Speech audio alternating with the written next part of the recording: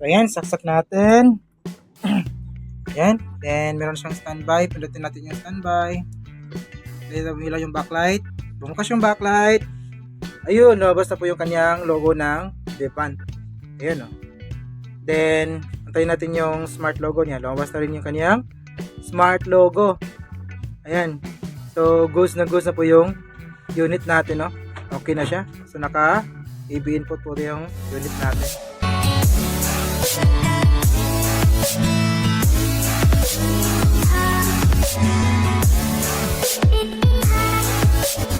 So ayan, what's up sa inyo lahat mga paps, and welcome back sa ating channel, no. So for this video, meron tayong kakalikutin dito. Bale, ito isang Devant then back job. 2 weeks lang mula nung na-repair natin, 2 weeks lang is bumalik ito sa shop. And ganoon pa rin yung problema niya, vertical bar lights, no. Kung natatandaan niyo yung gawa natin, ito yung model niya. Ayan, Devant 43 STB 103. So 2 weeks nga. June 4 ko to na-upload. July 4. So ano tayo ngayon?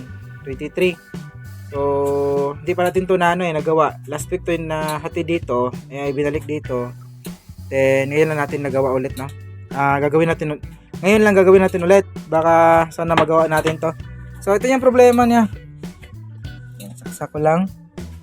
And sana yung standby dito, hindi ko na makita. Wait, hindi pa pala na isaksak yung ikabit yung ibang. Tinanggal natin kasi tinanggal natin yung kaniyang cover dito sa my top board kasi nakaharang siya. Ano? Ayan. So saksak ko lang ulit. Ayan. So meron siyang standby. So pindutin natin. Ayan. Yan yung problema, oh. Ayan. So, pero yung problema niya dati, so bumalik siya after 2 weeks. Ayan, oh. So, ito yung kung natatandaan nyo, kung sino yung nakapanood sa video natin na na-upload natin ito. Ito yung yung tinanggal natin is yung kanyang swapping voltage, yung yung sabi ko na may bagong discovery ako dito.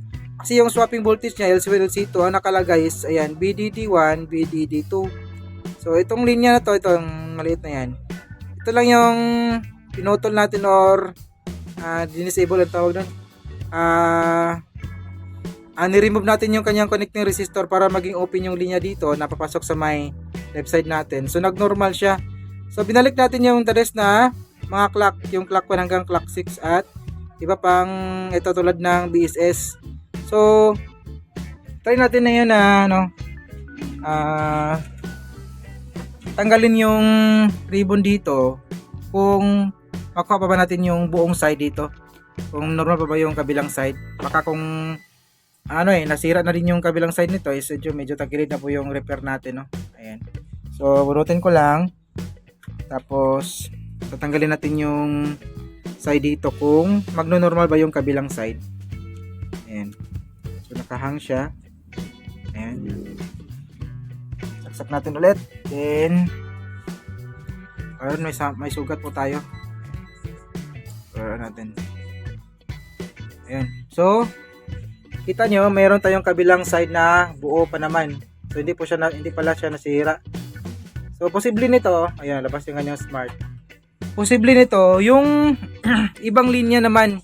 Kasi yung tinanggal natin dito is remove natin is yung kanyang swapping voltage LC1 LC2, BDD1, BDD2. So siguro nasira na rin yung clock niya na papasok dito. Nasira na yung clock na linya kasi nga dito pinamahayan to ng langgam Ito yung pinamahayan ng langgam. Tapos ni-remove natin yung BDD1, BDD2 pag normal siya, tapos 2 weeks lang bumalik yung dating problema. So ang gagawin natin ngayon, tatanggalin na natin lahat yung kanya mga clock signal. Meron namang label na nakalagay dito. Ayan. Ito ba yun? Ayan, oh. Ito yung meron nga nakalagay dito mga clock niya hanggang clock 6 yan. Wait, titigan natin hanggang saan clock ba yan. So wait, bibilangin ko lang. 2, 4, 6 2, 4, 6, 8 na pala. 2, 4, 6 7 pala kasi kasama yung STB. Ayan, STB natin. So, gandahanin ko lang, sisimula ko dalawang linya. Ano to, kasi niremove na natin yung resistor dito bali, ginamper na po natin yan para makakonekta siya ulit. Ano lang natin to, i-resolder na lang para mawala yung kanyang magnetic wire na ginamper natin dyan. So, isa-isahin natin. Magsisimula tayo STB and CKB, the rest. Ayan, so wait lang at babalik tayo kapag nagawa natin yung mga pinagsasabi natin. Ito, continue na po tayo, no? Ayan. So, saan na yun? Ito pala. Bali yung ginawa natin, nagsimula tayo sa my STB tapos tinesting ko. So, lumabas naman yung logo ng demand pero meron siyang flicker, no? So, ang ginawa ko is, dinali ko na lang lahat. Mula STB hanggang clock 1 to 6. Then, yung natirang BSS dito, katabi ng BDD at BDD1, BDD2. Ayan dito, yung BSS, bali dinali ko na yan. Tinanggal ko na. So, tinanggal ko na yung jumper or dinugtong natin na soldering lead dito. Ito, magnetic wire yung dinugtong natin dito. Ayan, clear na po yan. Ayan, wala na po yung connection. So, clear na po yan lahat. And then, ito na po yung kanyang resulta. Saksak natin. Ayan. So, power on natin. Ayan, bumukas yung backlight. Labas na yung logo ng Devant na wala na po yung kanyang vertical bar lines. Ayan, pasensya na kayo sa ating salamin. Medyo, hindi ko nalinisan. Ayan, So, labas na rin yung kanyang smart. Then, EB input po yung, naka-EB input po yung unit natin. So, buti na lang at nagawan pa natin ng paraan, no? So, sa mga ganong problema talaga, kapag nagka-problema na yung side na yon, bali, tulad ng ginawa natin ito, dalawang linya lang pinutol natin or disable natin or kinat natin yung BDD1, BDD2 or kanyang swapping voltage. So, nag-normal siya. 2 weeks lang tinagal. Bumalik.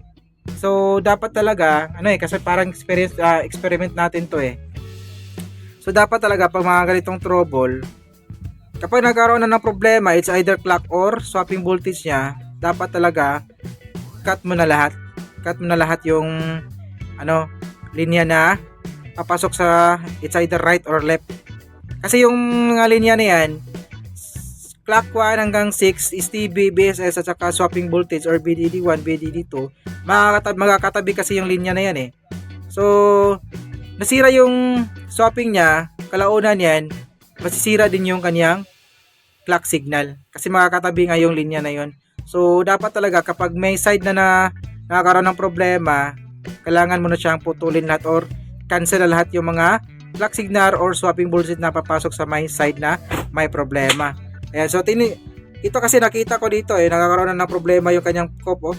Ayan, parang may kunting sunog na. So, saday. Ayan, so continue tayo. Naputol yung video natin kasi merong customer. Ayan.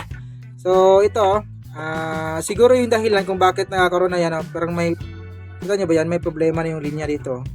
Nangingitim na po yung kanyang cup sa may clock natin, clock at saka swapping. Yun. So, medyo sunog na rin siguro yan, mga nangingitim na. Ayan, kita nyo ba?